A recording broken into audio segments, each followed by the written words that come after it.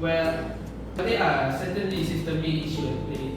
It's essential to approach poverty from economic standpoint. Married adults may have the potential advantage of dual income, but they also have increased financial responsibilities and often higher spend, especially when they have children. On the other hand, right, see, single adult might struggle lower earning income and often less support network.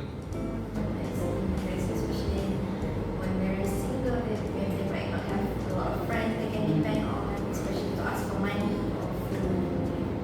So, Ms. Amin, do you have any point you'd like to share, especially as the person that experienced this firsthand? Of course, I have my point because, as you said, I'm also a citizen that learn firsthand about the poverty.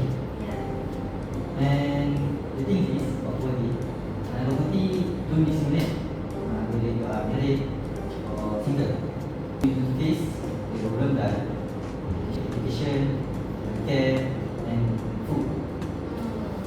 So from your own experience, did you struggle, especially since are you single or married?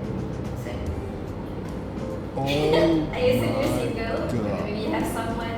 Okay, but as a single person, I'm guessing you sure would like to get married one day, when with the problem with the poverty, it's hard to reach that part. Yeah. Also, only one of the reasons why I feel because it's hard for me to earn money for marriage because the cost is getting higher and higher. Okay, next. We're back to the main point of Mr. Farhan. He said the government control the elites, they favor the elites. So would you like to elaborate more on that? So certainly, community elite will develop through control of the financial institution, the media conglomerates, and political system. They control poverty by exploiting labor, manipulating markets, and influencing policies that serve their interests at the expense of the majority. So the impact of married and single and the cycle is going on. I understand there is systemic injustice and disparities in wealth distribution. But attributing poverty solely to a conspiracy overlook the complex interplay of economic, social, and political factors. Poverty is a multifaceted issue influenced by access to education, employment, opportunities, social welfare programs, and systemic inequalities based on race, gender, and class. So we can see here how from both of your point, one is looking and might be pointing finger at the government, Yeah. but then we have Mr. Putra here saying it affects and it plays in a lot of parts, especially gender and then race and then class. So we're gonna go back to Mr. Amin. Do you struggle with this matter at workplace perhaps?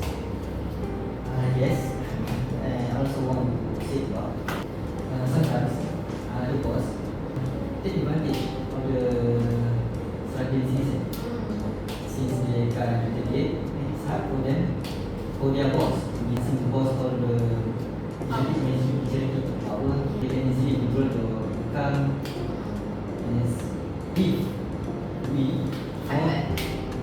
want to fight, right? They can easily fire us and find someone else to replace us. So we already live in isolation, so we don't really have a choice. So sometimes we just accept it. You have to just have to live with it because you have no other choice and voices are not heard. Yeah, we can see that, and especially if we're talking about food, I myself noticed that the prices of food are getting high, especially as Malay people, we eat rice and we prefer obviously local rice.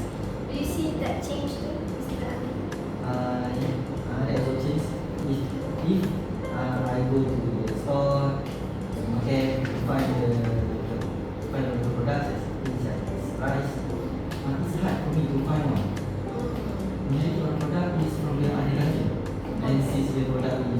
pay, of course, is much higher.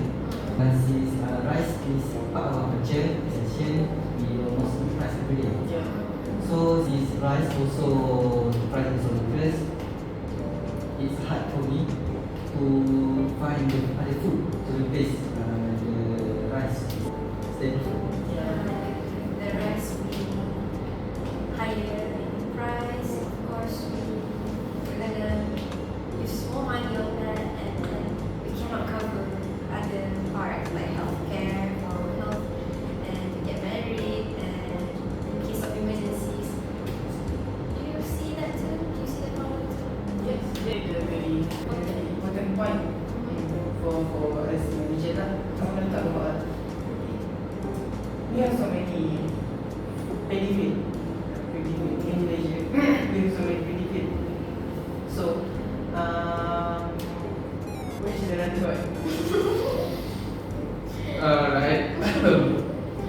Where are the rices? Okay.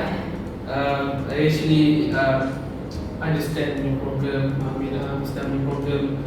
Me as a Malaysian myself, right? I eat rice every day, and it's like a really important staple food for Malaysia. You see, it's not as a simple problem. I actually agree with you. As Malaysia, we do produce rice, have a lot of benefit, and as you can see, we have like a lineage of rice farmer. Yeah. So I understand your questions like where's the rice go, right? My point is lately Malaysia has been experiencing a very bad drought that can really influence the crop yield of rice. And the weather. The weather, right? The weather, as you know, right, the rice really need water to grow. So if there's no water, the crop yield will dwindling, and if there's no rice plant, of course there's no rice, right, to eat. So other than that, right, there's been an increase on the seller trying to hoard all the rice, and they trying to hide it. As you can see, right, with the law of supply and demand, if there's no supply, there's going to be a high demand. So they try to influence the market to increase the price of rice artificially. That's why we have to import rice. Yeah. To meet with the demand. Because of the seller. Yeah, because the seller. So we actually trying to crack down the operation and trying to lessen the problem. Especially with the new government. So in a way, right, our supply of local rice is getting lower and lower. So we have no other way as rice is a really important staple food. So we need to import rice from other country. So that's why there's been a lot more imported rice than local rice. Yes, I said earlier, like we have so many benefits, and we have many big companies that produce rice. So the big company demand money from the government, but the government didn't give it to them. The government doesn't support. Doesn't support them. The government isn't really supporting the local farmers. Alright.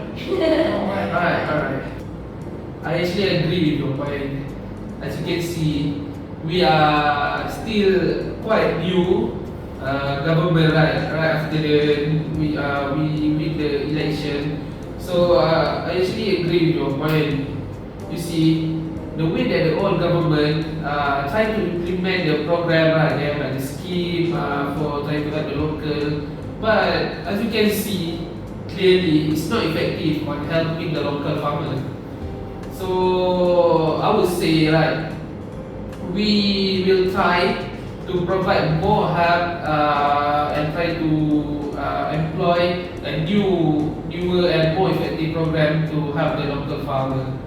Maybe we can try to go to the field itself, and maybe we can try to cut the middleman. I don't want to point finger here, but everyone know that sometime there's gonna be a little bit of greed. a little bit of greed. There's gonna be a corruption, and then like the money doesn't really go to the intended person. So maybe we can cut the middleman and try to negotiate with the local farmer itself, face to face. So That would be the best. yeah, I think that would be the best course of action here.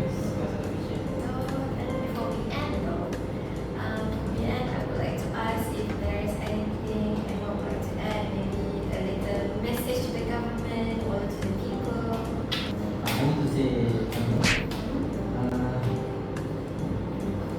I hope government not just turn by eyes and ears and try to see our problems. Yeah. As a economist, I From Mr. Amin's point, maybe we can hear him from now. We can start listening to the people.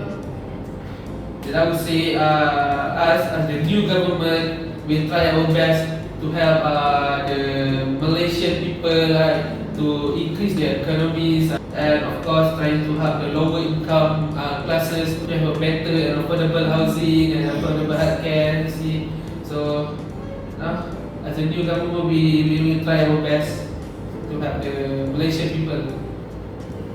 Yeah, I think Mr. Farhan, if not, it's okay. This is